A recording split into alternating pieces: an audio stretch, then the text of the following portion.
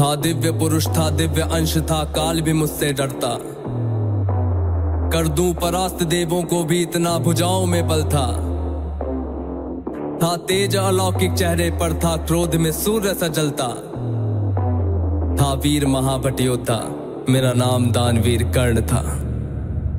जो महारथी है पराक्रमी है कर्मवीर वो कर्ण हूँ मैं, जो कुरुक्षेत्र की मिट्टी के कण में है वो कर्ण हूँ मैं, जो सूर्य देव की स्वर्णिम किरणें धरती पे वो कर्ण हूँ मैं, जो प्राण भी देते दान में ऐसा दानवीर वो कर्ण हूँ मैं। जो महारथी है पराक्रमी है कर्मवीर वो कर्ण हूँ मैं, जो कुरुक्षेत्र की मिट्टी के कण में है वो कर्ण हूँ मैं, जो सूर्य देव की स्वर्णिम किरणें धरती पे वो कर्ण हूँ मैं, जो प्राण भी देते दान में ऐसा दानवीर वो कर्ण हूँ मैं। जब जन्म हुआ माँ ने त्यागा मुझे लोक लाज के डर से, जिस वक्त मैं माँ पर निर्भर था उठ माँ का साया बिसर से। जो सोच कर हो पीड़ा मन में कुंती ने ऐसा काम किया, गंगा में बहाया था मुझको दिल से निकाला और घर से। एक सारथी ने मुझको पाला, राधा ने माँ का प्यार दिया, लोगों ने नीचे वर्ण का कह हर क्षण मेरा अपमान किया। एक सूत ने पाला था मुझको, सबने समझा मैं शूद्र हूँ, था सत्य का किसी को ज्ञान नहीं, मैं कर्ण सूर्य का पुत्र हूँ। अपमान का घूंट मैं पीता रहा था, कर्म वीर मैं जीता रहा, जो स्वाभिमान हेलो मैं उनको सीता रहा। मेरा हेलो हाँ जी 1 2 3 माइक चेक 1 2 3 माइक चेक। युद्ध कला था मैं न किसी को जानता, रुचि को देखा अधिरथ ने मुझको द्रोण के पास में लेके गया। सीखूंगा अब मैं युद्ध कला, आश्वासन मुझको दे के गया, पर द्रोण ने भी धिक्कारा था, फिर मुझको ताना मारा था। है राजपुत्रों की युद्ध कला ये कहकर मुझे नकारा था, फिर युद्ध कला के ज्ञान को मैंने गुरु परशुराम से मांगा, शिक्षा को देकर छीन लिया, इतना मैं रहा अभागा।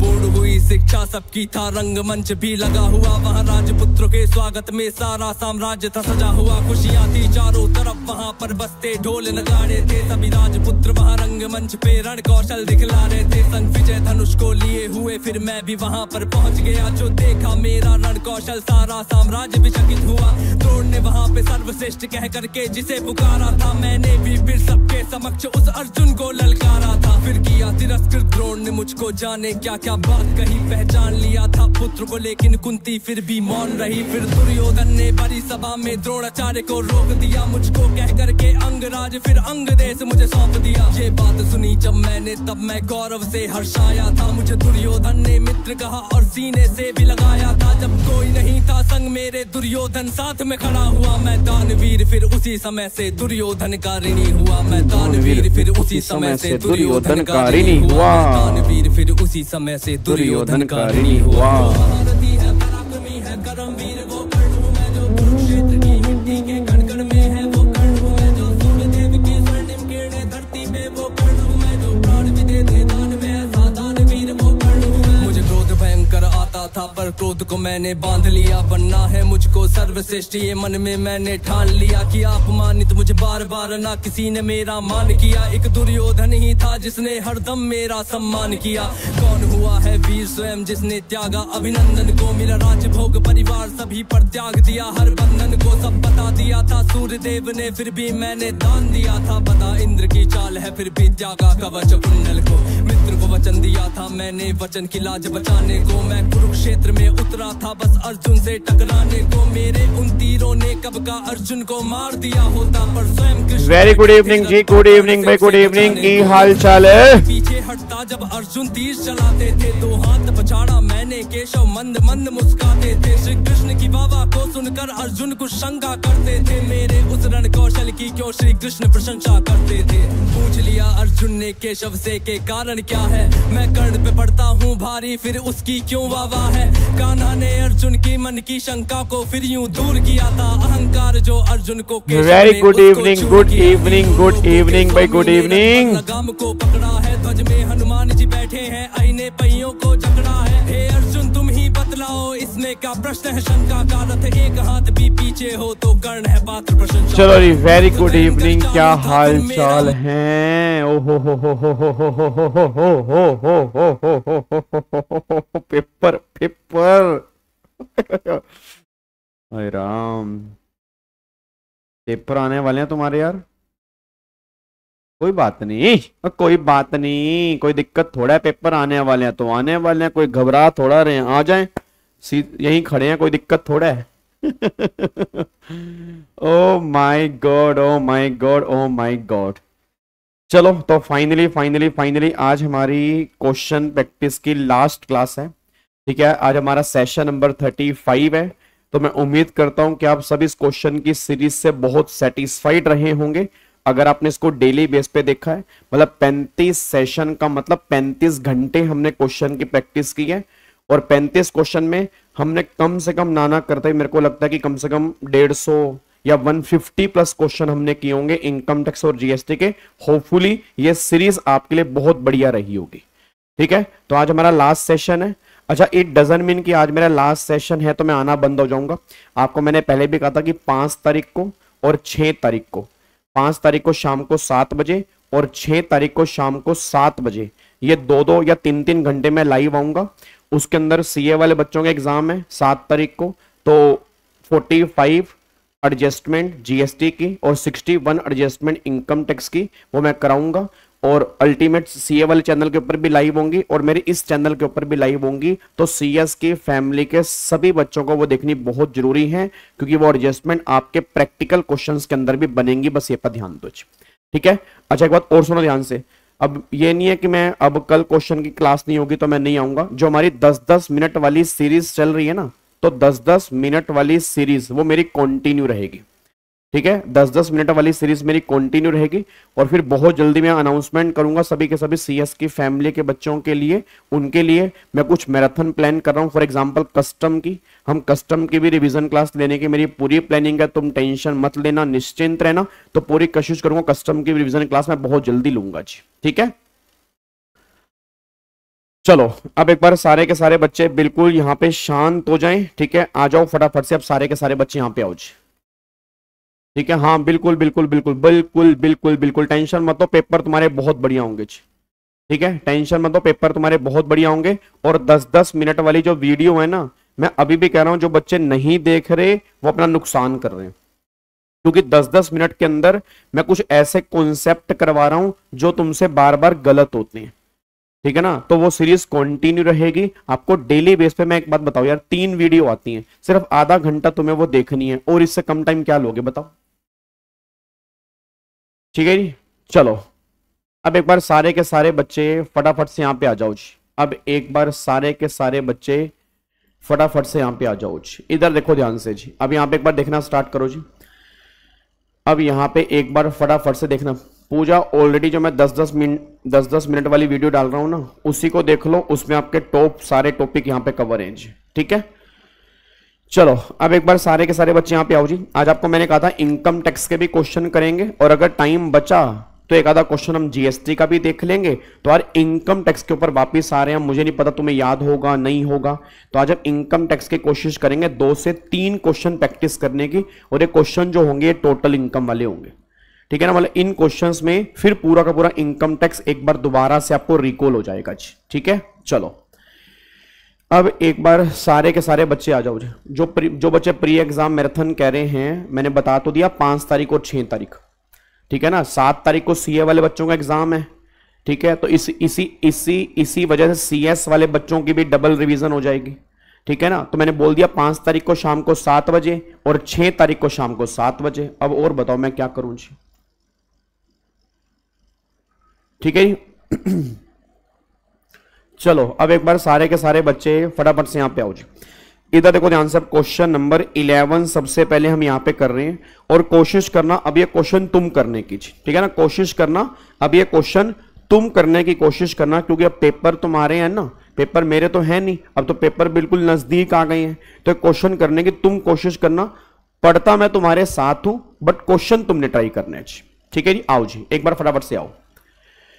इधर देखो ध्यान से, अब यहां पे क्वेश्चन नंबर 11 चेक करो। वो कह रहा है रामदीन, इसका नाम है रामदीन।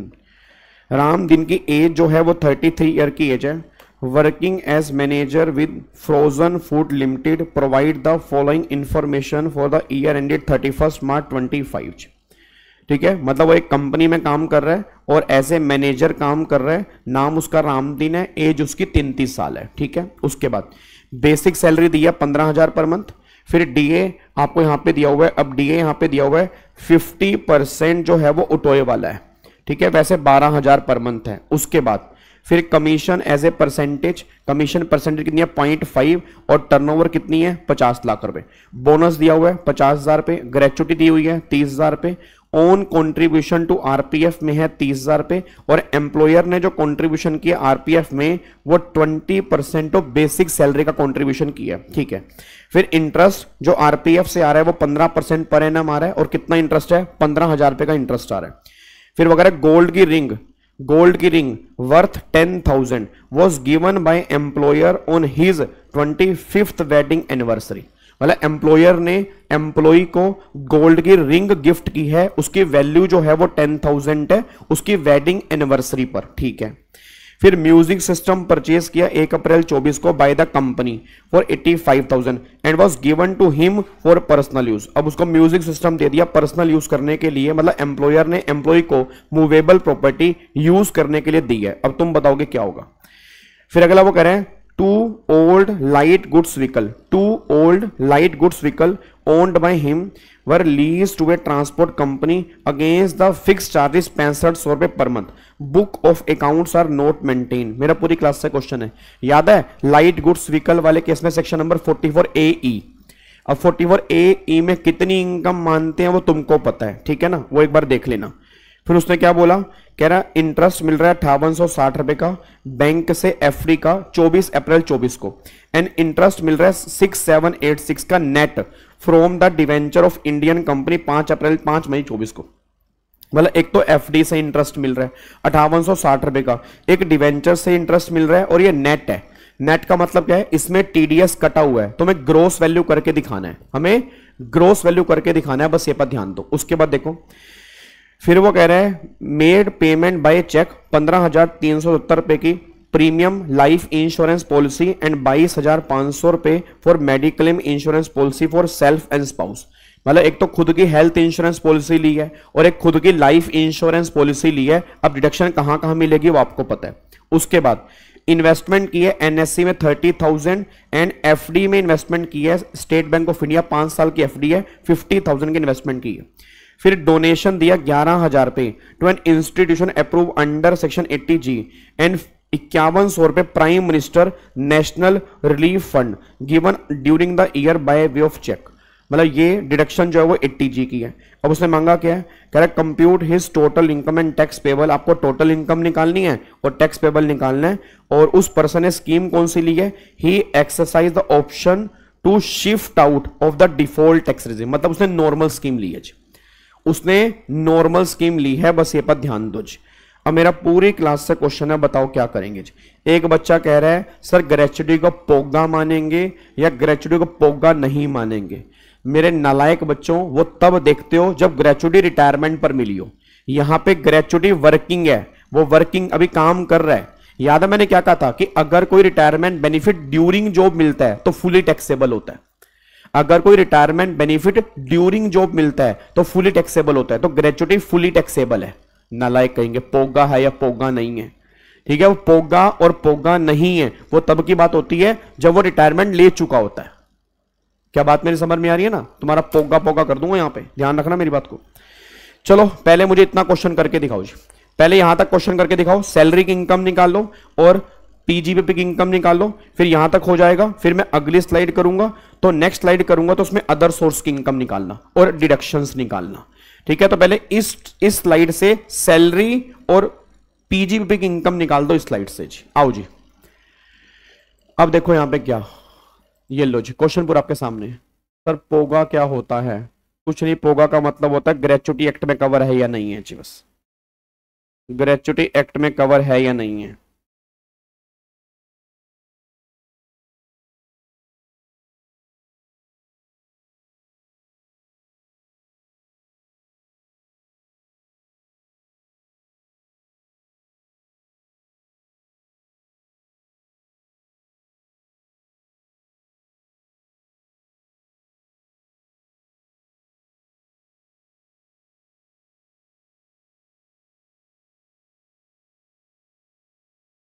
हाँ जी, स्कीम नॉर्मल स्कीम है जी। स्कीम जो ली है वो नॉर्मल स्कीम ली है। स्कीम जो ली है वो नॉर्मल स्कीम ली है, नॉर्मल स्कीम।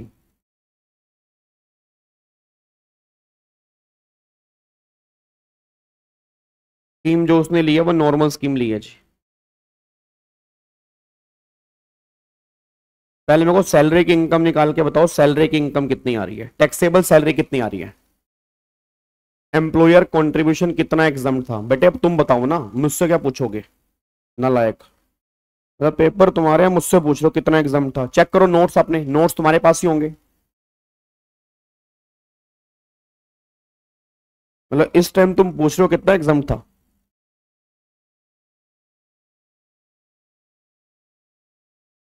प्रणब जो इंटरेस्ट दे रखा है ना वो दोनों का है, इंटरेस्ट दे रखा है वो दोनों का है।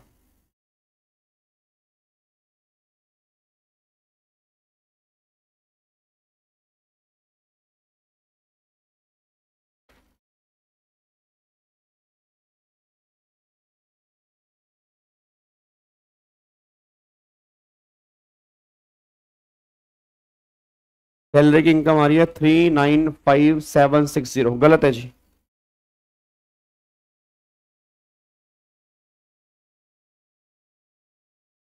395760 गलत।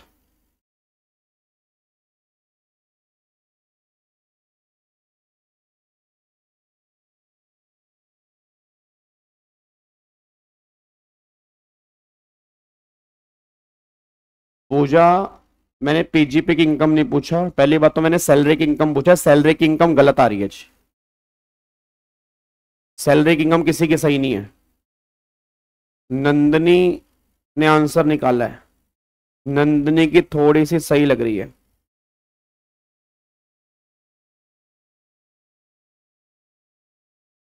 जो मैंने बोला है पहले वो निकालो, सैलरी की इनकम निकालो। क्या निकालना है, सैलरी की इनकम तो निकाल लो पहले, बाकी बात की बात है।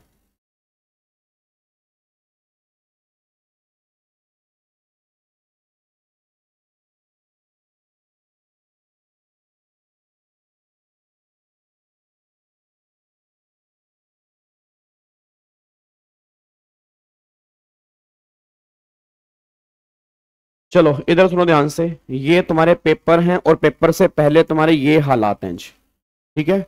अब सुनो ध्यान से जी, और जो बच्चे आंसर देख के आंसर दे रहे हैं वो महान नालायक बच्चे, मैं बता दूं मुझसे कोई चीटिंग नहीं कर रहे, तुम अपने आप से चीटिंग कर रहे हो, बस ये पर ध्यान देना। सैलरी की इनकम करेक्ट आंसर जो है, जिसका भी आंसर ये है 405760 is correct answer. 405760 is correct answer, ये आंसर निकल के आ रहा है जी, ठीक है। ये आंसर निकल के आ रहा है, जिस जिसका भी आंसर है दैट इज करेक्ट आंसर, ठीक है। अब एक बार चेक करते हैं आंसर निकाला कैसे है। सैलरी 15,000 पर मंथ है तो 1,80,000 रुपए की तुम्हारी बेसिक सैलरी है। फिर डीए कितना है 12,000, 12,000 मल्टीप्लाई 12, 1,44,000 रुपए का डीए, टोटल डीए लेना है क्योंकि ग्रोस सैलरी निकाल रहे हैं, ठीक है। उसके बाद कमीशन 0.5 है, टर्नओवर 50 लाख है, तो कमीशन जो निकल के आ रही है वो 0.5 50 लाख का 25,000 रुपए की कमीशन निकल के आ रही है। फिर बोनस 50,000 आ गया। फिर ग्रेचुटी फुली टैक्सेबल है क्योंकि ड्यूरिंग जॉब है। उसके बाद फिर एम्प्लॉयर ने कंट्रीब्यूशन किया 20%। अच्छा, उसके खुद का कंट्रीब्यूशन 30,000 है, उसका कुछ भी नहीं होगा क्योंकि ऑलरेडी वो बेसिक सैलरी में ऐड है, ऑलरेडी वो बेसिक सैलरी में ऐड है जी। उसके बाद अब यहां पे आओ, अब यहाँ पे 20% ऑफ बेसिक सैलरी है, तो बेसिक सैलरी कितनी है 1,80,000, उसका 20 कितना हो गया 36,000 रुपए एम्प्लॉयर ने कंट्रीब्यूशन की है। बट एग्जाम्शन कितनी है 12%। अब एग्जाम्शन 12% की है, 12% किसका, सैलरी का। सैलरी का मतलब क्या होता है, बेसिक सैलरी 1,80,000 प्लस में डीए उठोए वाला, तो 72,000 रुपए डीए उठोए वाला, प्लस में कमीशन परसेंटेज वाली 25,000 रुपए। तो अगर मैं इसका निकालूंगा तो ये आएगा 1,80,000 प्लस में 72,000 प्लस में 25,000, तो ये बनेगा 2,77,000। इसका 12%, अगर मैं 12% निकालूंगा तो 33,240 रुपए, तो 33,240 रुपए माइनस कर दूंगा तो 36,000 माइनस 33,240, तो बनेगा 2,760 रुपए। 2,760 रुपए यहाँ पे टैक्सेबल हो गया जी, 2,760 रुपए ये मेरा यहाँ पे टैक्सेबल आ गया। उसके बाद इंटरेस्ट, अब इंटरेस्ट कितना है 15,000, डिडक्शन कितनी है 9.5% की, तो अगर 15,000 पे 15% है तो 9.5% कितना आ गया 9500, तो 5,500 रुपए का इंटरेस्ट जो है वो टैक्सेबल हो गया जी, 5,500 रुपए का इंटरेस्ट जो है वो टैक्सेबल हो गया। उसके बाद फिर वगैरह गोल्ड की रिंग मिली है 10,000 रुपए की। अच्छा 10,000 रुपए की गोल्ड की रिंग मिली है। अब इसके यहाँ पे दो ऑल्टरनेटिव है, या तो मैंने कहा था कि 5,000 टैक्सेबल करो या पूरी वैल्यू टैक्सेबल करो। ठीक है, अब गोल्ड की रिंग है इन काइंड फॉर्म में, मैं 5,000 के बेस पे आंसर करूंगा तो अकॉर्डिंगली आंसर थोड़ा सा अलग आ जाएगा। अदर सोर्स में नहीं आएगा भाई, ये कौन कह रहा है? गुप्ता साहब। गुप्ता साहब अदर सोर्स में नहीं आएगा। अदर सोर्स में क्यों आएगा? एम्प्लॉयर टू एम्प्लॉई है, तो अगर एम्प्लॉयर एम्प्लॉई को देगा तो वो सैलरी हेड की इनकम है। अदर सोर्स में तब आता जब वो एम्प्लॉई को नहीं मिल रहा होता। ठीक है ना, तो जिसका भी आंसर 10,000 है उसका आंसर तो बनेगा ये वाला, जिन्होंने 10,000 लेके चले हो। जिसने 5,000 लिया इसमें से 5,000 माइनस कर देना। उसके बाद म्यूजिक सिस्टम है। अब म्यूजिक सिस्टम जो है वो कितने का? 85,000 का। अब 85,000 का आपने पूरे साल यूज करने के लिए 10%। अब अगर 10% निकालोगे तो कितना आएगा? 8500 रुपए म्यूजिक सिस्टम का यहाँ पे निकल के आ जाएगा जी। अब टोटल काउंटिंग करो कितना है जी। अगर मैं टोटल काउंटिंग करूंगा तो कितना आ रहा है? 1,80,000 प्लस में 144 प्लस में 25,000 प्लस में 50,000 प्लस में 30,000, 2,760 रुपए, 5,500 रुपए, 5,000 रुपए, 8,500 रुपए। तो यार है 450,760 450,760। ठीक है, उसके बाद इसमें से 50,000 की स्टैंडर्ड डिडक्शन माइनस करोगे तो बैलेंस जो बनेगा 400,760 आंसर आएगा जी, ये आंसर आएगा। ठीक है, अरे सुनो ध्यान से, जिसने पूरा का पूरा 10,000 रुपए टैक्सेबल किया है तो उसका आंसर जो बनेगा 405,760 बनेगा। जिसने 5,000 टैक्सेबल किया है उसका बनेगा 400,760। दोनों के दोनों आंसर सही है जी, दोनों के दोनों आंसर सही है, कोई दिक्कत वाली बात नहीं है। अब ये मेरा सैलरी है, ये मेरा सैलरी है। अब यहां पे आ जाओ। अब सैलरी के बाद अगला जो है वो पीजीबीपी वाला निकल के आ रहा है। अब अगर मैं पीजीपी की बात करूंगा तो दो व्हीकल हैं, 2 मल्टीप्लाई 7500 मल्टीप्लाई 12, तो एक बार चेक करना कितना आएगा जी। तो 2 मल्टीप्लाई 7500 मल्टीप्लाई 12 कितना आएगा? 1,80,000 रुपए की मेरी पीजीबीपी की इनकम आ जाएगी जी। ठीक है जी, 1,80,000 रुपए की मेरी यहां पर पीजीपी की इनकम निकल के आएगी 1,80,000 की। डन, लोग करें इसको जी। ये 1,80,000 आ गया। अब अदर सोर्स की इनकम पे आओ। अदर सोर्स की इनकम है 5860 रुपए एफडी का इंटरेस्ट है, तो 5860 रुपए एफडी का इंटरेस्ट है। और फिर ये 6786 है। अब अगर ये 6786 है ये नेट है, मतलब इसमें टीडीएस कटा हुआ है। तो अगर इसमें टीडीएस कटा है तो 6786 डिवाइड बाई 90 मल्टीप्लाई 100, तो चेक करना ग्रोस कितना आ रहा है। तो 6786 डिवाइड बाई 90 मल्टीप्लाई 100, तो यार है 7540 रुपए का ग्रोस इंटरेस्ट आ रहा है। 7540 रुपए का ग्रोस इंटरेस्ट आ रहा है। तो टोटल 13,400 रुपए की मेरी अदर सोर्स की इनकम आ रही है। 13,400 रुपए की मेरी अदर सोर्स की इनकम आ रही है। डन, कोई दिक्कत तो नहीं है। अब एक बार मेरे को टोटल बताना, टोटल कैसे कैसे हो गया जी। सबसे पहले सैलरी की इनकम कितनी आ रही है? 400,760। पीजीपी की इनकम कितनी आ रही है? 180। और यहाँ पे अदर सोर्स की इनकम कितनी? 13,400। अब इसमें से माइनस कर दो डिडक्शन। अब डिडक्शन में सबसे पहले डिडक्शन जो माइनस करते हैं वो 80C की माइनस करते हैं। अब 80C में क्या हो गया जी? एक तो इतनी आएगी लाइफ इंश्योरेंस पॉलिसी, तो 15,370 पे लाइफ इंश्योरेंस पॉलिसी का आ गया। उसके बाद फिर अगले वाले में एनएससी में डिपॉजिट किया, इसको भी 80C मिलेगा जी। उसके बाद फिर यहाँ पर एफडी आ गया 50,000 का, उसका भी हमारा 80C मिलेगा जी। ठीक है, और फिर जो एम्प्लॉई ने कंट्रीब्यूशन किया आरपीएफ में, याद है, उसकी भी डिडक्शन जो होती है वो 80C के अंदर मिल जाती है। हेलो भाई साहब, ओए ओए ओए, इधर देखो ध्यान से, याद है, जो एम्प्लॉई ने कंट्रीब्यूशन किया आरपीएफ के अंदर उसकी भी डिडक्शन 80C के अंदर मिल जाती है। तो 30,000 की वो डिडक्शन होगी जी। अब देखो टोटल 80C में कितनी लिमिट आ रही है? तो 15,370 प्लस में 30,000 प्लस में 50,000 प्लस में 30,000, तो 1,25,370 80C की डिडक्शन आ गई जी। तो इसमें से माइनस कर दूंगा मैं, 125,370 80C की डिडक्शन आ गई। उसके बाद अगले पॉइंट पर आओ जी, 80D। अब 80D में कितने जी? 80D में 22,500 रुपए की ये मेडिकल इंश्योरेंस है, तो 22,500 रुपए 80D हो गया जी। 22,500 रुपए 80D हमारा यहाँ पे निकल के आ गया। उसके बाद चेक करो 80G में कितना आ रहा है जी।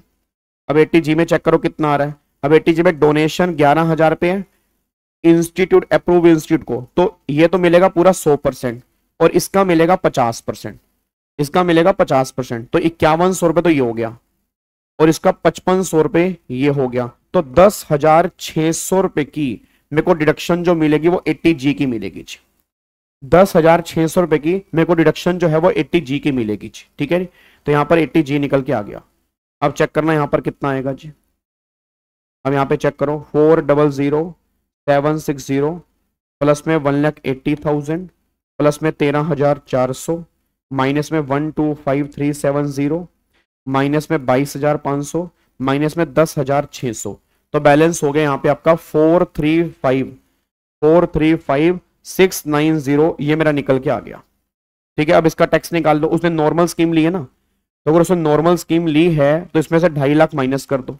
बैलेंस का यहाँ पे आप कर दो, अगर मैं इसमें से 2.5 लाख माइनस कर दूंगा तो बैलेंस का मेरा आ गया 5%। तो ये आ गया टैक्स आ गया 9,285।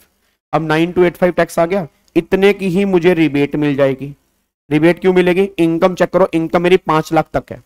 अब अगर इनकम मेरी 5 लाख तक है, जो मेरा टैक्स बना उतने की रिबेट मिल गई, तो टैक्स मेरा हो गया 0। टैक्स मेरा कितना हो गया? 0। अब जो मेरा टीडीएस कटा था, चेक करो यहाँ पे टीडीएस कितना कटा था। तो टीडीएस 7,540 माइनस में 6,786, तो जो 754 रुपए का मेरा टीडीएस कटा था उसका मेरे को मिल जाएगा रिफंड, उसका मुझे मिलेगा जी रिफंड। ये मेरा आंसर आएगा जी। ठीक है, ये मेरा आंसर निकल के आएगा। भाई साहब स्टैंडर्ड डिडक्शन क्यों 75 की मिलेगी? नालायक हो क्या हैं? ओए नालायक, कब मिलती है वो 75 की? वो तब मिलती है अगर डिफॉल्ट स्कीम ले रखी हो। क्वेश्चन नॉर्मल स्कीम वाला है जी। सर प्लीज सर, आप एक काम करोगे, मेरा पेपर सिर्फ और सिर्फ आप दे दो, बाकी सारे मैं देख लूंगा। ठीक है जी। उससे क्या होगा? उससे क्या होगा? उससे होगा क्या? यहां तो पास हो जाओगे, फिर लोग तुम्हारा इंटरव्यू लेंगे। ठीक है, इंटरव्यू के अंदर तुम ब्लैंक हो जाओगे, फिर तुम्हारी धज्जियां उड़ेंगी, हा हा उड़ेगी, फिर पेपर तुम्हारा कैंसिल हो जाएगा, फिर बदनामी होगी, फिर घर वाले घर से बाहर नहीं निकल पाएंगे। ठीक है, फिर कंपनी में जाओगे, वहां बदनामी होगी। तो उससे क्या होगा? कुछ मिला उससे? नालायक। सर पीजीपी में 6500 नहीं होगा। 6500 से क्यों होगा? 44AE में लिमिट ही हमारी 7500 रुपए की है। 40 यार एक बात मेरे को बताओ, मेरा पूरी क्लास से क्वेश्चन है, तुम 6500 रुपए क्यों लेके चल रहे हो? क्या हो गया तुम्हें? तुम सेक्शन भूल जाते हो क्या? सेक्शन 44AE की लिमिट कितनी है? 7500 की लिमिट है। सेक्शन 44AE की लिमिट कितनी है? सेक्शन 44A की लिमिट 7500 है। वहां पे एक्चुअल इनकम नहीं लेके चलनी हमें, फिक्स है वहां पे 75। Sir interest on employ contribution 2.5 lakh, interest on such amount is exempt. क्या कह रहे हो? क्या कह रहे हो? Interest on employ contribution up to, भाई साहब वो एसपीएफ के अंदर है। आकाश कहां उसको आरपीएफ में लेके आ रहे हो? कहां उसको आरपीएफ में लेके आ रहे हो? डन, लॉक करें इसको जी। क्या इसको लॉक करें? तो ये क्वेश्चन आपका निकल के आ रहा है। तो इस तरह का क्वेश्चन आपके पेपर के अंदर बन सकता है, और ऐसे पहले भी हमने कई सारे क्वेश्चन किए हैं जी। ऐसे पहले भी हमने कई सारे क्वेश्चन किए हैं, बस ये पर ध्यान दो जी। ठीक है, चलो अब इसको लॉक कर देते हैं जी। अब एक बार फटाफट से आ जाओ इस क्वेश्चन के बाद, अब अगले क्वेश्चन पे आओ। अगला क्वेश्चन जो है वो क्वेश्चन नंबर हम करेंगे, क्वेश्चन नंबर 11 के बाद पहले क्वेश्चन नंबर 12 भी है। क्वेश्चन नंबर 11 के बाद क्वेश्चन नंबर 12 भी है। लो जी, क्वेश्चन नंबर 12 भी करके बताओ, जल्दी करो फटाफट से। क्वेश्चन नंबर 12 अब तुम करोगे, क्वेश्चन नंबर 12 में तुम करोगे, जल्दी फटाफट से। क्वेश्चन नंबर 12 जल्दी करो फटाफट से जी।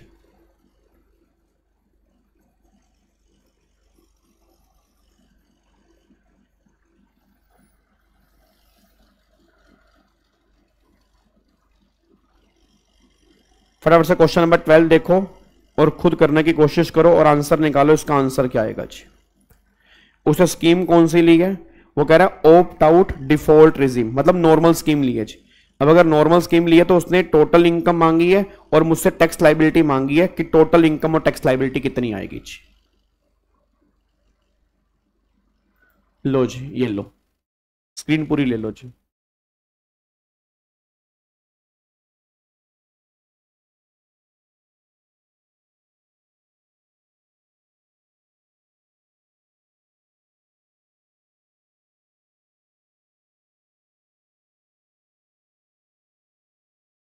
स्कीम उसने नॉर्मल स्कीम ली है जी।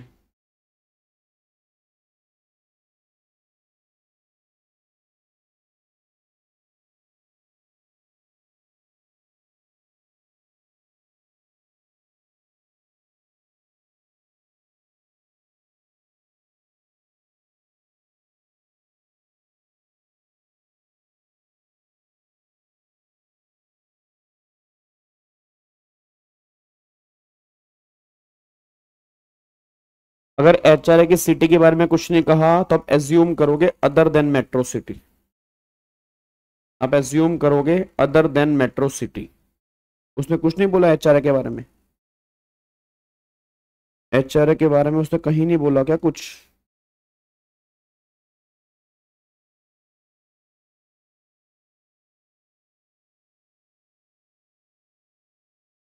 लिखा तो है मुंबई, लिखा ना मुंबई, तो मुंबई तो मेट्रो सिटी है, तो 50% आएगा जी।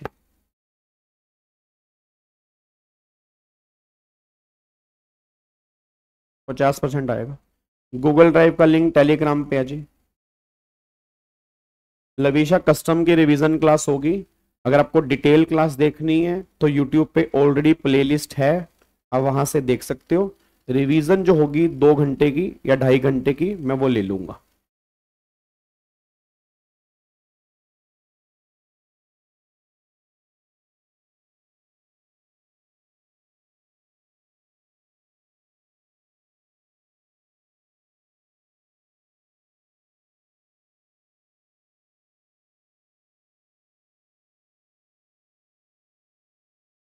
हाँ जी, इसकी निकाल दो फटाफट से टोटल इनकम।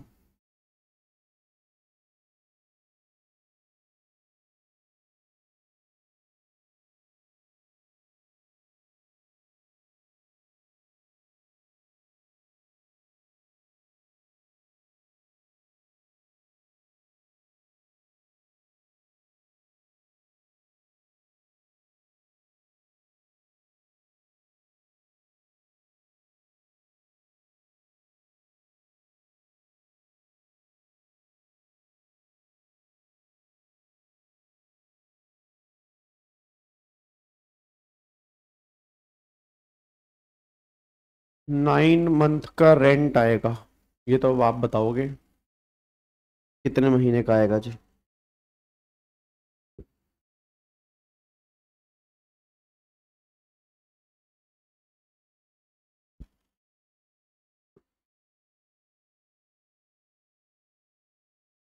ग्रेचुटी एक्ट में कवर होगा। दीक्षा क्वेश्चन ध्यान से पढ़ो, उसने लिखा तो है he was cover by the payment of gratuity act. Question में लिखा है उसने he was cover by the payment of gratuity act.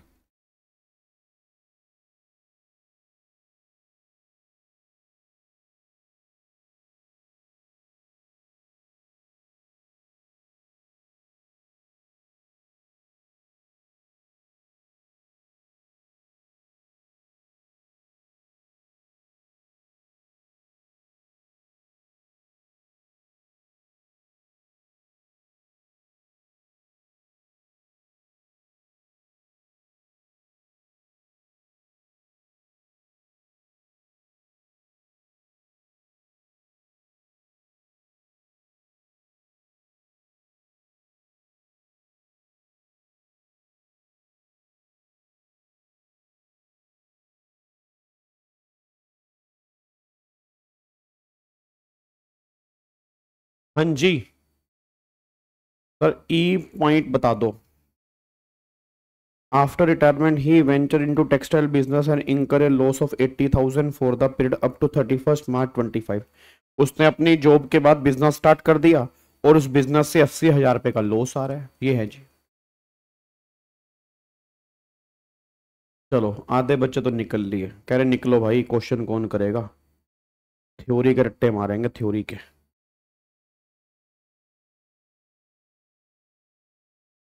Hey Ram.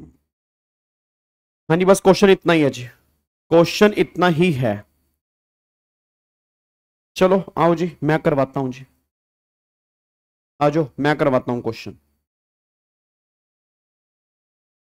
Check करना कितना कितना सही है आपका जी। इधर देखो ध्यान से, सबसे पहला क्वेश्चन पढ़ते हैं। वो कह रहा है मिस्टर एक्स है, year ended 31 March 25 you are requested to compute his total income and tax payable for the assessment year 25-26 assuming that he opt out of the default tax regime. Opt out का मतलब वो default tax regime से बाहर आ गया, default tax regime से बाहर आ गया, तो मतलब उसने नॉर्मल स्कीम ली है।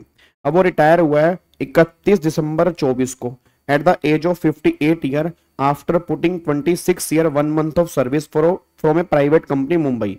उसको सैलरी मिल रही थी 25,000 पर मंथ, तो सैलरी अगर 25,000 पर मंथ मिल रही थी तो 25,000 मल्टीप्लाई 9, तो 25,000 मल्टीप्लाई 9, तो सैलरी मिल रही है उसको 2,25,000 रुपए की।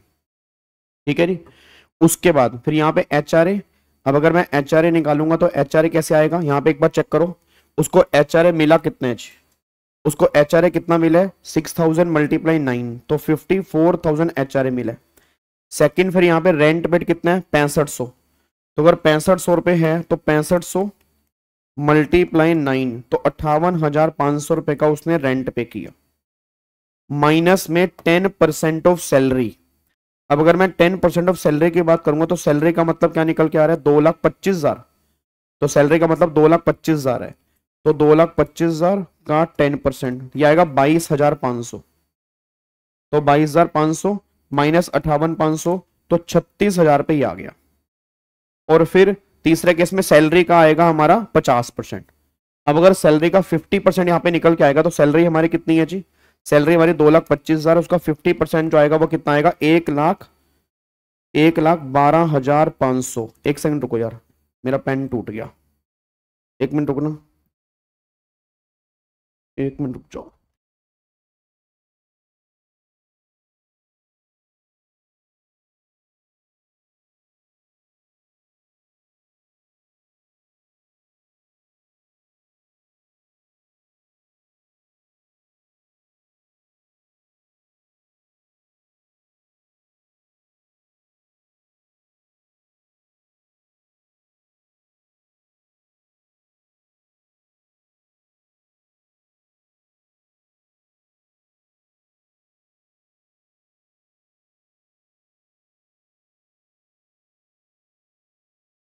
हाँ जी, अब एक बार यहाँ पे चेक करो, तो यहाँ पे कितना आएगा 1,12,500, तो 1,12,500 आएगा जी।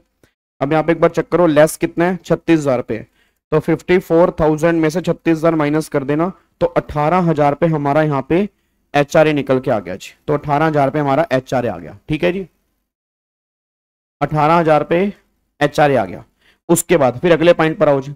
अब अगर बात करूंगा नेक्स्ट पॉइंट जो है हमारा ग्रेचुटी है। अब ग्रेचुटी की बात करो, अब ग्रेचुटी मिली कितनी है 3.5 लाख ग्रेचुटी मिली है, तो सबसे पहले मुझे ग्रेचुटी कितनी मिली है 3.5 लाख।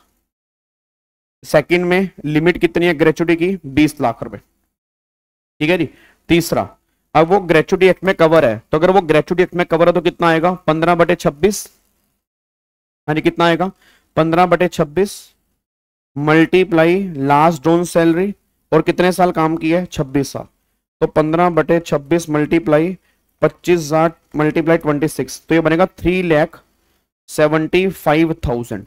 तो लेस कितना बनेगा 3.5 लाख ही बनेगा जी, लेस 3.5 लाख बनेगा, मतलब जो ग्रेचुटी मिली वो सारी की सारी एग्जम्प्ट हो गई। भाई एक बात मुझे बताओ, ग्रेचुटी मिली कितनी 3.5 लाख, एग्जम्पशन भी कितनी होगी 3.5 लाख, क्योंकि वही मेरा लेस है, तो टैक्सेबल हो गया ग्रेचुटी में नील, कुछ भी ग्रेचुटी में वहां पे टैक्सेबल नहीं होगा। फिर नेक्स्ट पॉइंट के ऊपर आओ, नेक्स्ट पॉइंट हमारा निकल के आ रहा है लीव सैलरी।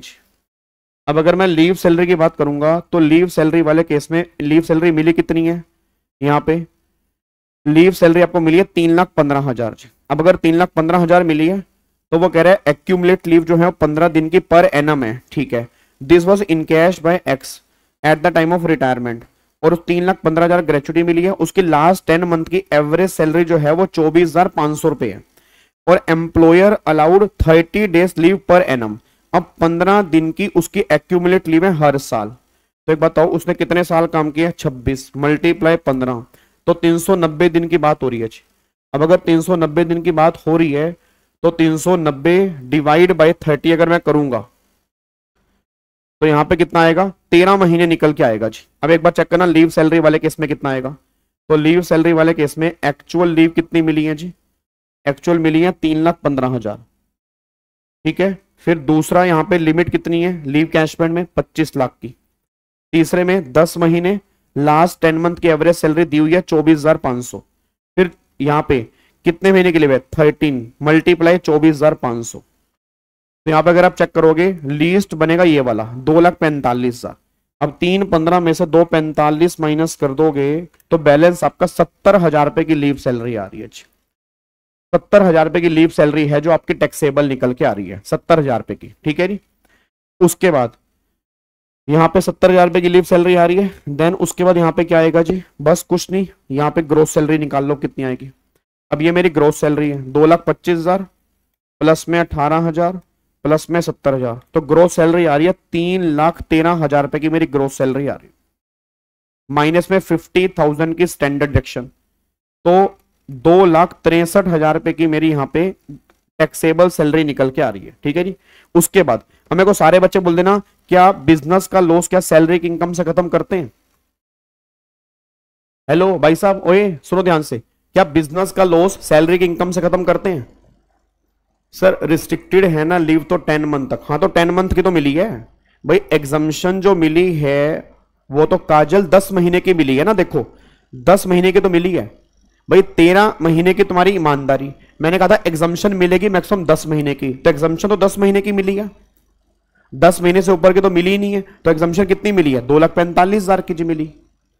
हाँ नहीं, क्या बिजनेस के लॉस को सैलरी की इनकम से खत्म करते हैं? नहीं करते, तो इस लॉस का हमें कोई भी ट्रीटमेंट नहीं करना। फिर 1 लाख रुपए पीपीएफ में तो 80C की डिडक्शन मिल जाएगी 1 लाख रुपए, तो 1,63,000 रुपए की आपकी टोटल इनकम आ रही है।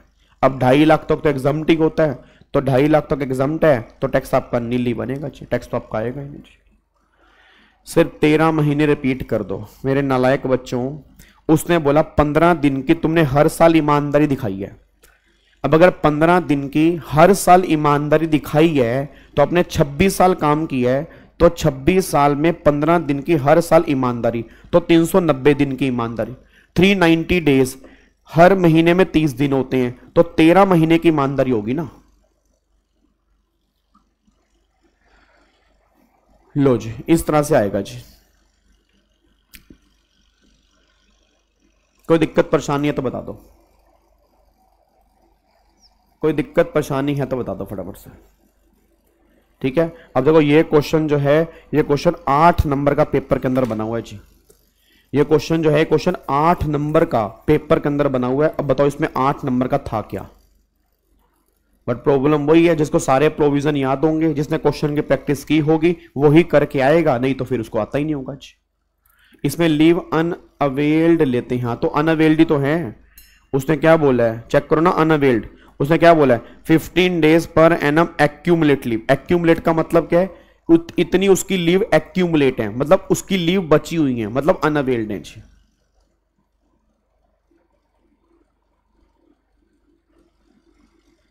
सर मेरे 10 मंथ तो लास्ट ऑन सैलरी होती है। क्या बात कर रहे हो काजल तुम? तीसरा पॉइंट हमने क्या किया था? तीसरे पॉइंट के अंदर हमने, अगर आप रेगुलर बैच के स्टूडेंट हो तो तीसरे पॉइंट के अंदर मैंने कहा था 10 मंथ को मल्टीप्लाई करते हैं लास्ट 10 मंथ की एवरेज सैलरी से, और जितनी भी आपने ईमानदारी दिखाई है उसको मल्टीप्लाई करते हैं लास्ट 10 मंथ की एवरेज सैलरी से। तो लास्ट 10 मंथ की एवरेज सैलरी 24,500 दी हुई है, ठीक है ना। लास्ट 10 मंथ की एवरेज 24,500 दी है। अब यहां पे 10 महीने फिक्स हैं और यहां पे 13 महीने निकल के आ रहे हैं, तो लीस्ट क्या बनेगा? 10 महीने तो बनेगा, तो मतलब मैक्सिमम 10 महीने की सैलरी ही तो एग्जम्प्ट हो सकती है, तो वही मैंने यहां पे एग्जम्प्ट की है बस यहां पे।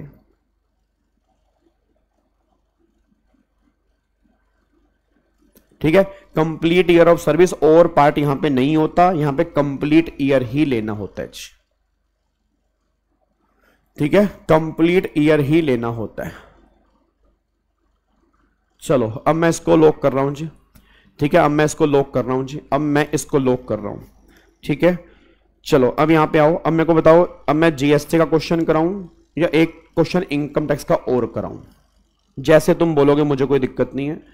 मेरे पास 3-4 क्वेश्चन जीएसटी के भी हैं, मेरे पास एक क्वेश्चन इनकम टैक्स का भी है, तो फटाफट से बताओ क्वेश्चन किसका कराऊं? जल्दी बोलो फटाफट से, किसका कराऊं? बच्चा कह रहा भाई जीएसटी करा दे। देख यार, इनकम टैक्स करते हैं ना, कलेजा फटता है, कलेजा हमारा फटता है।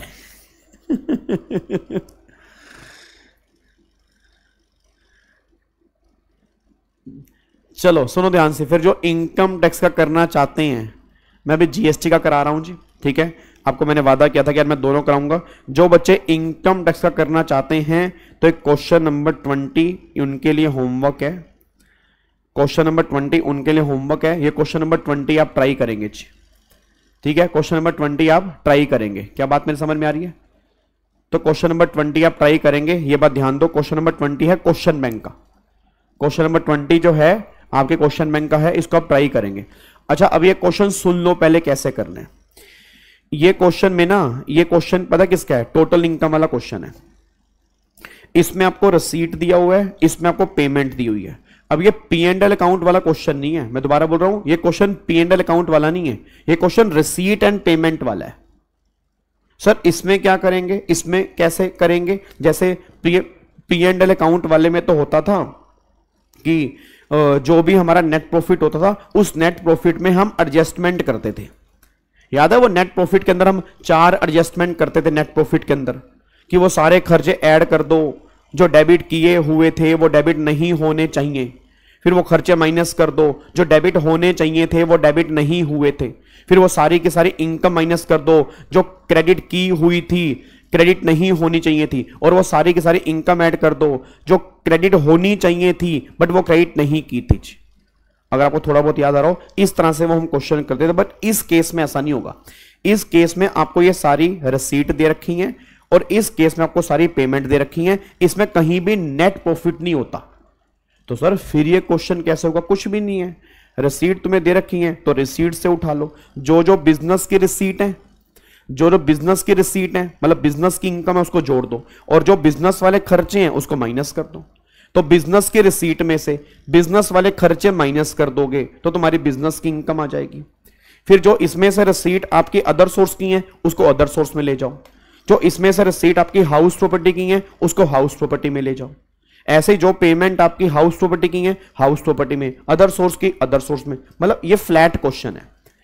मैं दोबारा कह रहा हूं, इसमें एडजस्टमेंट नहीं करनी, इसमें वो नेट प्रॉफिट नहीं उठाना। कहीं तुम पेपर में देखने बैठ जाओ, भाई साहब नेट प्रॉफिट कहां है, ओहो एग्जामिनर से गलती हो गई, अब कैसे होगा, ये तो हमें नेट प्रॉफिट दिख ही नहीं रहा, गाबा सर ने कहा था 4 एडजस्टमेंट करनी है, वो तो हमें दिख ही नहीं रही। ठीक है ना, वो P&L अकाउंट में होती है। इसमें तो सिंपल है ना, ये तो सिंपल है, ये तो उससे भी सिंपल है। इसमें करना क्या है, ये तुम्हारी रिसीट है, ये तुम्हारी पेमेंट है। तो रिसीट जो बिजनेस की रिसीट है उसको जोड़ दो, फिर उसमें से बिजनेस वाले खर्चे माइनस कर दो, तो नेट तुम्हारी बिजनेस की इनकम आ जाएगी। तो रिसीट में से खर्चे माइनस करोगे तो इनकम तुम्हारी बिजनेस की निकल के आ जाएगी। और इसी तरह से क्वेश्चन करना है। क्लोजिंग बैलेंस को बेस लेकर नहीं कर सकते भाई, क्लोजिंग बैलेंस को बेस नहीं लेना, नालायक। ठीक है जी, क्लोजिंग बैलेंस को बेस नहीं लेना, बेस कुछ नहीं लेना इसके अंदर बेस नहीं लेना होता। इसके अंदर ये देखो तुम्हारी नालायकों, इधर देखो ध्यान से, इसके अंदर ये बेस लेना होता है, ये तुम्हारा बेस है। यहां पे एक बार चेक करो, इसके अंदर जो बेस लेना होता है वो ये वाला तुम्हारा बेस है। देखो ये बेस है तुम्हारा, ये तुम्हें फीस मिल रही है ना, ये तुम्हें फीस मिल रही है, ये तुम्हारा बेस है। ये तुम्हें फीस मिल रही है, ये तुम्हारा बेस है। ठीक है, उसमें से ये खर्चे तुम्हें माइनस करने, तो स्टाफ की सैलरी माइनस करनी, टैक्सेस माइनस करने, ये एंटरटेनमेंट टैक्स माइनस करने, ये माइनस करने इसमें से। ठीक है, तो क्वेश्चन नंबर 20 है, एक बार आप ट्राई करना, हो जाएगा तो अच्छी बात है, नहीं तो कोई दिक्कत नहीं, मैं करवा दूंगा आज। ठीक है ना, नहीं तो कोई दिक्कत नहीं। वैसे मेरे को लग रहा है तुमसे होगा नहीं, बट फिर भी चलो भले एक बार मैं चाहता हूं कि तुम ट्राई करो, अपने लड़ो, एफर्ट्स लगाओ। इसका आंसर इसके पीछे दिया हुआ है, अगर आप आंसर देखना चाहते हो आंसर भी देख सकते हो, बट बाद में देखना जितना तुमने कर लिया उसके बाद जी। ठीक है, गिफ्ट फ्रॉम हाँ, अगर अब यहां पे जो गिफ्ट मिला उसको उसके रिलेटिव से नहीं मिला, पेशेंट के रिलेटिव से मिल रहा है, तो ये तुम्हारी पीजीपी की इनकम है। याद है, ड्यूरिंग द बिजनेस प्रोफेशन अगर कोई भी गिफ्ट मिलता है, कोई परक्यूजिट मिलता है, तो वो इनकम तुम्हारी पीजीपी के अंदर टैक्सेबल होती है जी। ठीक है जी, सर आईपीओ नहीं है नालायक, वो आईपीडी है यार। तुम तो बिल्कुल ही भाई साहब नालायकों वाली हरकतें कर रहे हो। अबे वो पहले पढ़ तो लो, प्रॉब्लम क्या तुमने पढ़ा है नहीं, वो डॉक्टर है। अब वो डॉक्टर है, उसको फीस मिल रही है ओपीडी की, आईपीडी की, वो फीस है उसकी। अब नालायक, अब इसको ट्राई करना तुम यहां पे, इधर आओ जी। आईपीओ क्या है, ओपीओ क्या है, आओ जी यहां पे आओ, इधर देखो ध्यान से। चलो जी इधर देखो ध्यान से। अब ये क्वेश्चन जो है एक बार फटाफट से आ जाओ जी, सारे के सारे बच्चे क्वेश्चन नंबर, ये क्वेश्चन जीएसटी का है जी। तो पहले क्वेश्चन नंबर 2 ए का 1 करके दिखाओ और इसका 2 करके दिखाओ जी।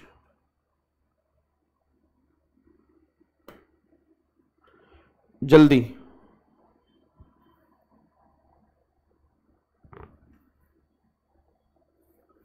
जल्दी फटाफट से यहां पे देखो जी,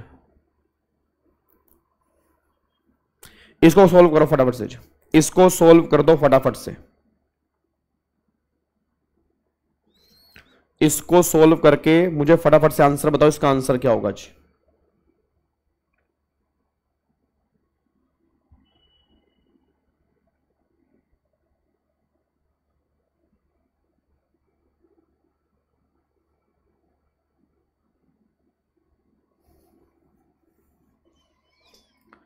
पहले में प्लेस ऑफ सप्लाई क्या बनेगा, पहले में प्लेस ऑफ सप्लाई क्या बनेगा, गुड़गांव एंड नोएडा। चलो हो गया, तुम्हारा कल्याण हो गया जी, तुम्हारा कल्याण हो गया।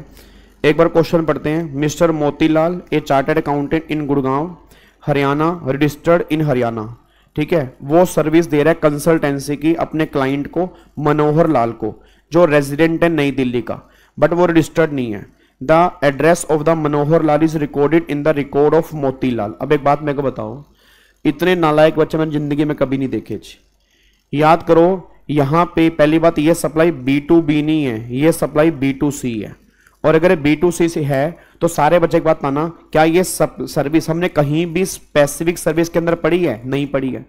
तो यहां पे जनरल रूल लगेगा, और जनरल रूल क्या कहता है, रिसीवर जहां सप्लाई वहां, रिसीवर कहां नहीं पता तो सप्लायर जहां सप्लाई वहां। अब यहां रिसीवर की लोकेशन तो मुझे पता है, और अगर रिसीवर की लोकेशन मुझे पता है तो प्लेस ऑफ सप्लाई क्या बनेगा, रिसीवर की लोकेशन वो कहां पे है, नई दिल्ली, तो प्लेस ऑफ सप्लाई जो बनेगा वो नई दिल्ली बनेगा। बस ये पर ध्यान दो जी, प्लेस ऑफ सप्लाई जो बनेगा वो नई दिल्ली बनेगा, बस ये पर ध्यान दो जी। अब अगला ध्यान से पढ़ो जी, अगला ध्यान से पढ़ो। अगला क्या, अगला क्या निकल के आ रहा है, वो कह रहा है Winky private limited New Delhi has lease its machine 8 lakh रुपए की to Misty private limited Noida Uttar Pradesh for production of goods on a monthly rent of 35,000।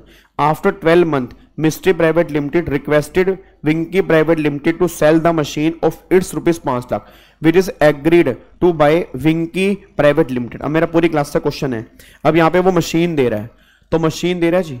अब यहां पे अगर वो मशीन दे रहा है तो सप्लाई ऑफ गुड्स है। अब सप्लाई ऑफ गुड्स वाले केस में 2 केस थे, तो मूवमेंट इन्वॉल्व है या मूवमेंट इन्वॉल्व नहीं है। अगर मूवमेंट इन्वॉल्व है तो फिर टर्मिनेशन पॉइंट, अगर मूवमेंट इन्वॉल्व नहीं है तो डिलीवरी पॉइंट। अब यहां पे वो कह रहा है उसने मशीन लीज पे दे दी।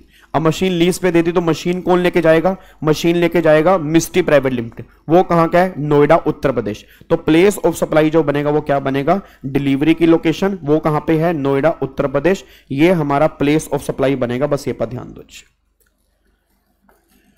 क्या बात मेरी समझ में आ रही है? क्या आपको बात मेरी समझ में आ रही है? फटाफट से बताओ जी, क्या इसको लॉक कर दें जी?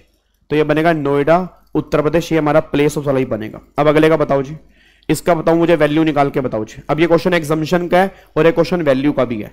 अब एग्जाम्पशन जिसको याद आ रहा होगा एग्जाम्पशन वाला टॉपिक, वो ये क्वेश्चन कर पाएगा जी। जल्दी क्वेश्चन करो फटाफट से जी। ये क्वेश्चन एग्जाम्पशन का भी है और ये क्वेश्चन वैल्यूएशन का भी है। अब देखता हूं तुम्हें कितना याद आ रहा है।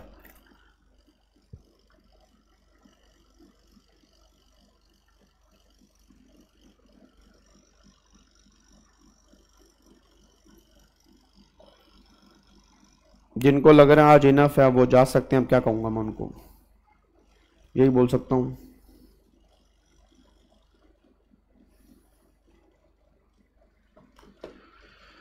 हाँ जी, कितना आएगा, 90। हाँ जी, सारे बच्चे बोलो फटाफट से कितना आएगा जी, 90 आ रहा है। पहले का बताओ, यहां पे बताओ लोन वाले केस में भी ये लोन है, तो भाई लोन ना गुड्स है ना सर्विस है, लोन तो मनी है, इसको तो बाहर निकाल दो। अब यहां पे प्रोसेसिंग फीस है, इस पे जीएसटी लगेगा। Commission collected from customer on bank guarantee, इस पे भी जीएसटी लगेगा। इंटरेस्ट है क्रेडिट कार्ड पे, इस पे भी जीएसटी लगेगा। बट अगर इंटरेस्ट है हाउसिंग लोन पे, इस पे जीएसटी नहीं है, इस पे जीएसटी एग्जम्प्ट है। तो ये तो ना तो गुड्स है ना सर्विस है, ये तो बाहर ही है, और ये एग्जम्प्ट है। तो इनको मिलाओगे तो टोटल 90 लाख रुपए की वैल्यू बनेगी। अब बताओ 5 नंबर में क्या है जी, बताओ 5 नंबर में क्या दिक्कत आ रही है इसके अंदर। अब क्वेश्चन 5 नंबर का है जी, ये वाला जी, ठीक है। अगले क्वेश्चन पे आओ जी फटाफट से जी, नेक्स्ट क्वेश्चन के ऊपर आओ। अब ये दोनों क्वेश्चन आपने मुझे अभी करके दिखाने हैं, ये भी 5 नंबर का है और ये भी 5 नंबर का है, ये भी करके दिखाओ और ये भी करके दिखाओ जी। सारे के सारे बच्चे फटाफट से दोनों क्वेश्चन करके दिखाओ, और होपफुली ये आज की क्लास के लास्ट क्वेश्चन है और हमारे प्रैक्टिस सेशन के भी लास्ट क्वेश्चन है जी। अब जिनको भी क्वेश्चन की प्रैक्टिस करनी है इन्हीं सेशन को बार बार देखते रहना। जो बच्चा इन सेशन को भी बार बार देख लेगा तुम्हारे पेपर में बहुत बढ़िया नंबर आएंगे, मैं तुम्हें बता रहा हूं जी।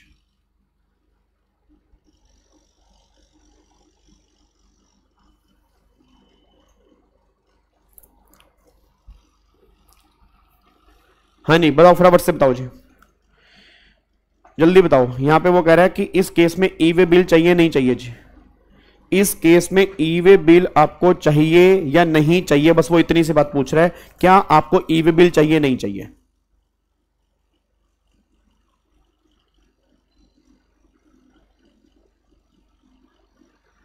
क्या आपको ई वे बिल चाहिए या नहीं चाहिए, बस ये बता दो, यस या नो।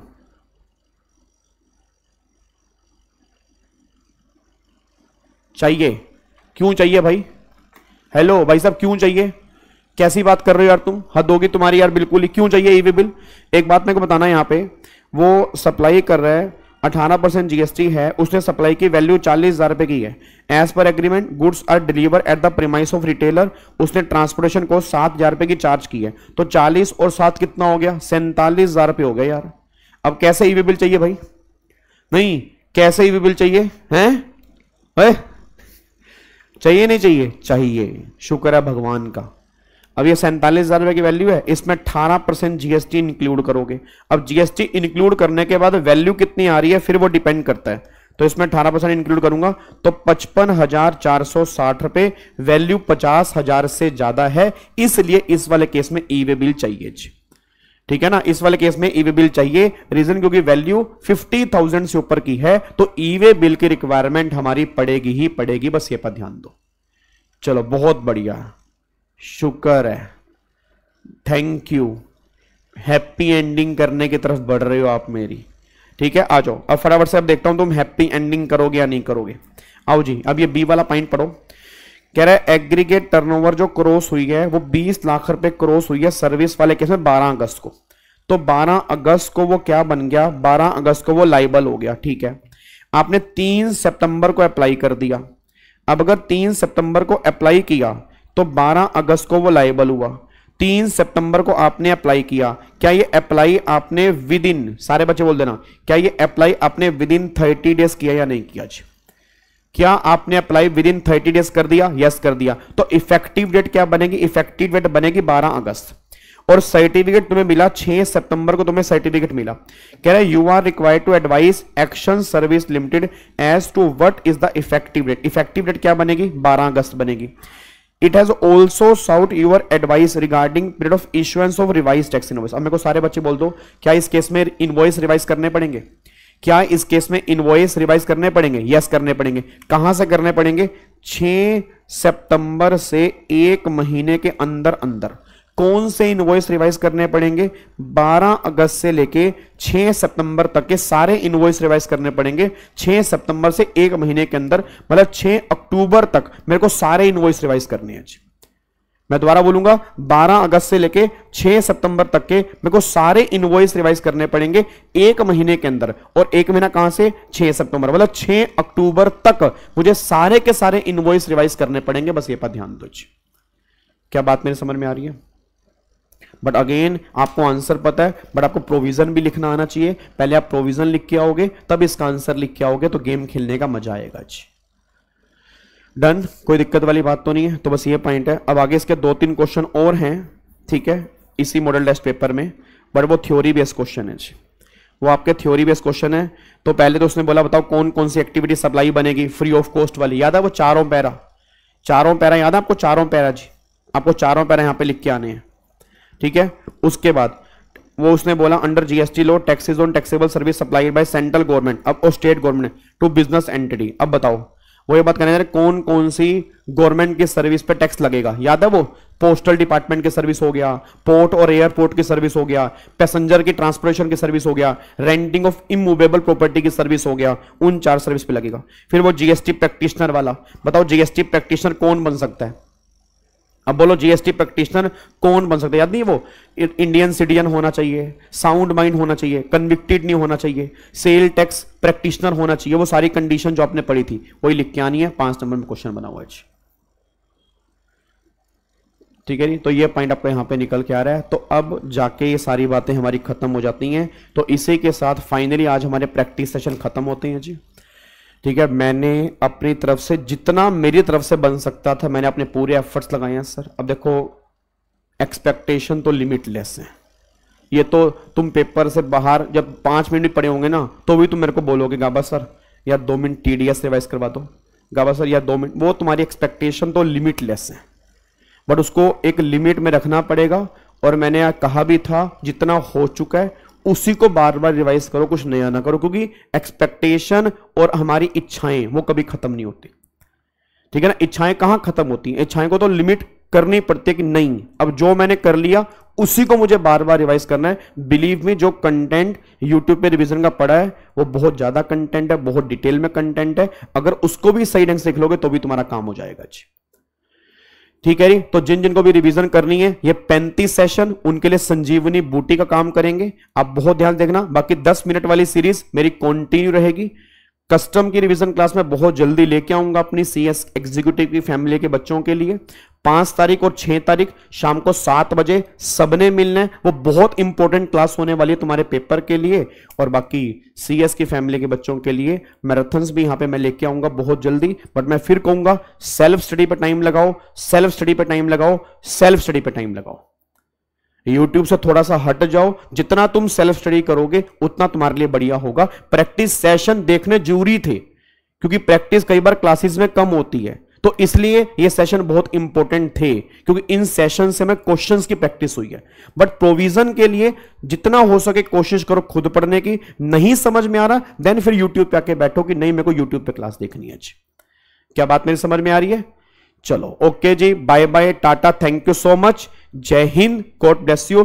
फिर मिलूंगा बहुत जल्दी कल 3 से 4 वीडियो के अंदर 10-10 मिनट की कल मैं 4 वीडियो डालूंगा और उन 4 वीडियो में फिर हम कई सारे कॉन्सेप्ट डिस्कस करेंगे जो पेपर के लिए बहुत इंपॉर्टेंट है, ठीक है। थैंक यू सो मच, जय हिंद, god bless you, love you all, bye bye ji.